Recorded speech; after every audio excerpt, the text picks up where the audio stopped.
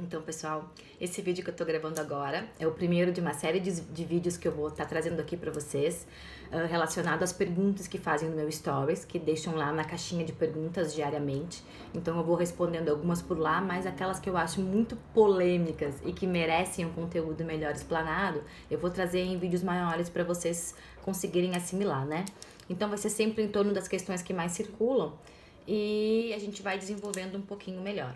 Hoje eu tive lá uma pergunta muito interessante que eu deixei lá registrado para vocês verem, que foi uma pergunta de uma pessoa que tem dor lombar, só que ela só tem dor lombar quando ela faz exercício físico em jejum.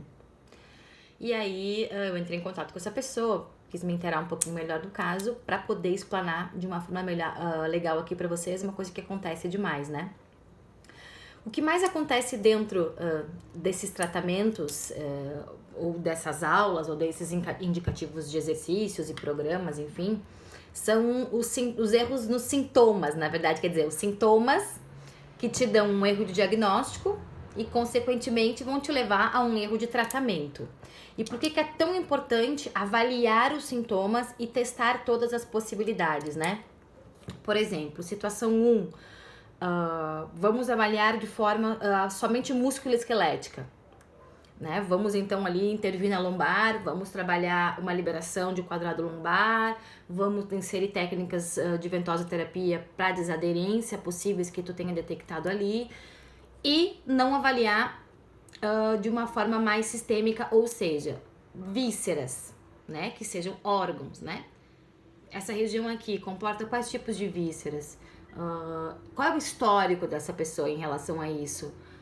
Teve alguma patologia associada ou vem sentindo algum outro sintoma que às vezes pode parecer besteira, sabe? Mas vem sentindo um outro sintoma junto. Dor de estômago apareceu junto da minha dor lombar. Então, esse diagnóstico e essas perguntas devem ser feitas sempre antes da gente iniciar um tratamento ou uma intervenção com qualquer paciente. Um erro de diagnóstico vai levar a um erro de tratamento, certo? A gente tem que avaliar se é membro, né? Tem que avaliar se ele continua com as mesmas amplitudes, se a força continua a mesma, pra gente entender se ele é realmente músculo esquelético, se ele é neuromuscular ou se ele é visceral. A gente precisa avaliar todas essas questões.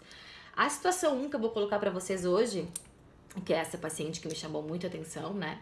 Então eu fui descobrir e entender o que estava acontecendo. Então ela já é uma pessoa ativa, né? Ela é uma atleta de corrida que recentemente tinha iniciado um programa nutricional com uma nutricionista, um programa muito bem montado. E ela começou a fazer o jejum intermitente, né? Entraria nesse momento agora. E toda vez que ela corre de manhã em jejum, ela sente muita dor lombar. Nos dias que ela não está em jejum, ela não sente essa dor lombar. Poxa, né? Quem é que vai me ajudar com isso, né? E dor lombar, se eu como dor no lombar, se eu não como, qual é a relação? Primeiro, sempre, sintomas estranhos. Opa, chama atenção.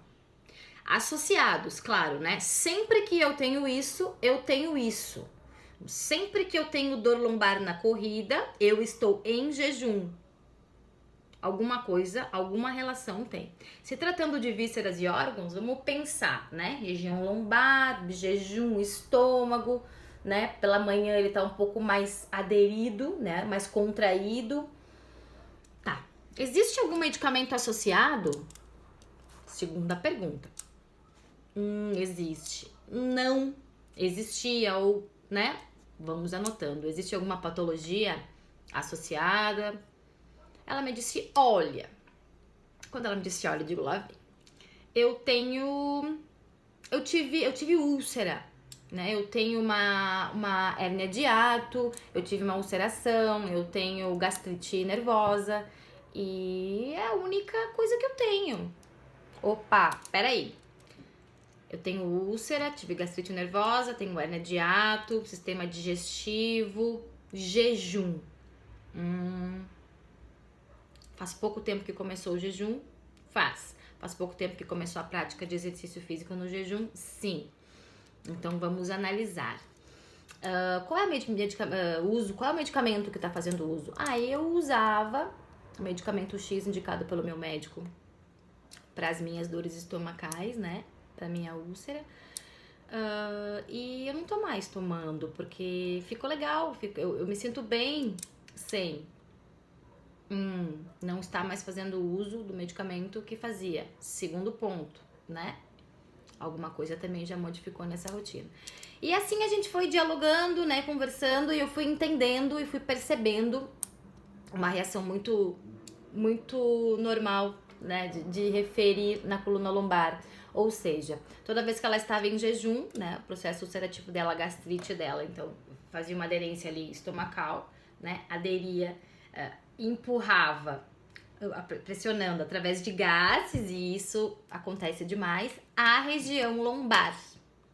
E aí a gente poderia entrar agora numa aula de bioquímica, de reações que vão acontecendo dentro, né, do sistema enquanto se corre, porque a gente entra num metabolismo de energia diferente, né? A gente recruta e sinaliza substâncias diferentes.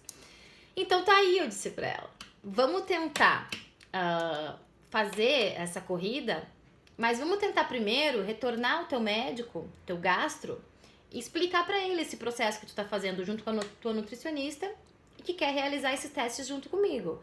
Então vamos tentar trabalhar em equipe e tentar inserir de volta esse medicamento, que na verdade era aquele pantoprazol, né? Que é que faz aquela capa no estômago em jejum.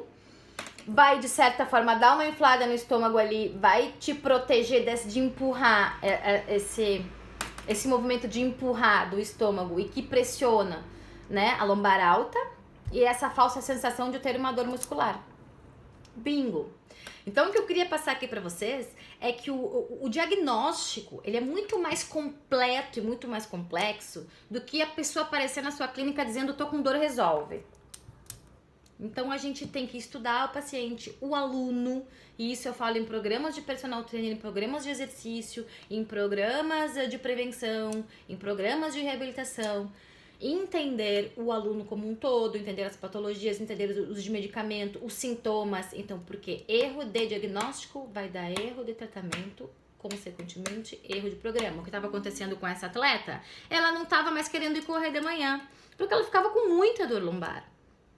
E aí, dá um erro de planejamento também. Então, um erro vai levando ao outro. Uma situação 2. Ontem recebi um chamado de uma paciente, tô com muita dor na minha lombar, tá muito complicado, tá difícil. Tá, e aí, vamos ver, vamos intervir, não vamos? E ela me disse assim, mas eu tô me sentindo muito cansada. Opa, tudo bem. Ela não praticou atividade física em excesso, ela não fez nada que levasse ela a ficar tão cansada anormalmente do que ela já vem estando. Dor lombar associada. Dá uma conferidinha na tua temperatura. Tá um pouquinho elevada, estando em estado febril. Pera aí, tem alguma coisa acontecendo aí. Uma dor só muscular ou musculoesquelética não ia causar esses sintomas divergendo, né? Como era uma paciente que eu já tinha histórico, que eu já conhecia, que eu já sabia como lidar, eu já sabia que tinha tido uma nefrite associada, né? Que ela já tinha tido alguns históricos de infecção urinária, nefrite, rins, lombar. Vamos dar uma olhada nisso aí. Fica de olho, falei pra ela, né? Na urina, fica de olho nas dores e na temperatura. Se a tua temperatura aumentar, corre pro médico e vamos, com certeza, provavelmente seja alguma coisa relacionada a isso. A paciente também tinha tido pedras nos rins recentemente. Batata. Ela me chamou hoje de manhã e me disse, ai, que bom, Aline, é verdade, eu tive que parar no hospital.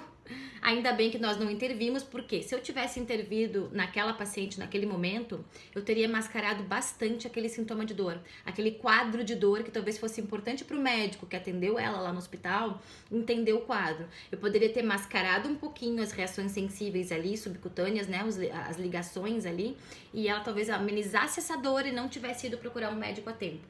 Portanto, muita atenção.